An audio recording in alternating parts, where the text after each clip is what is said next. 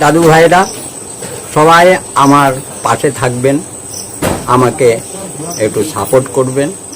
আমার নিজের লেখা কবিতা শোনাচ্ছি। কবিতার নাম করোনা ভাইরাস। নমস্কার। সাজানো সকল দেশ নিমেষে হয়ে গেল শেষ। কোথা হতে করোনা ভাইরাস মহামারী এসে লাখো লাখো মানুষের জীবন হয়ে গেল শেষ। রাজা, মন্ত্রী, ডাক্তার, বৈদ্য আর গবেষক, এই ভাইরাস শক্তি কিসে হবে নিধন? সবাই হয়েছে পাগল। রাজকোষ হয়ে গেল খালি, এক মহামারী যুদ্ধ। চাল ডাল যা কিছু ছিল রাজভাণ্ডে, চাল ডাল দিল তাদের খেতে। যে জীবনগুলি এখনো বেঁচে আছে,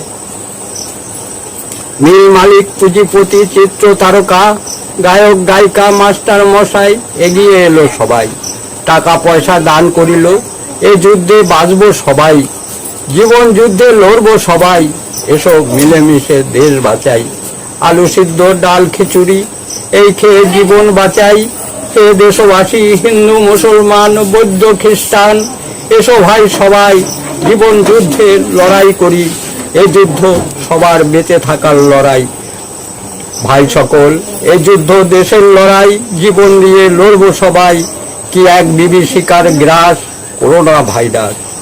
অকালে তাজা জীবনগুলি করিল বিনাশ। মুখে মাস্ক পরো, সাবধানে চলো, জীবন যুদ্ধের লড়াই করো, বাঁচবো সবাই।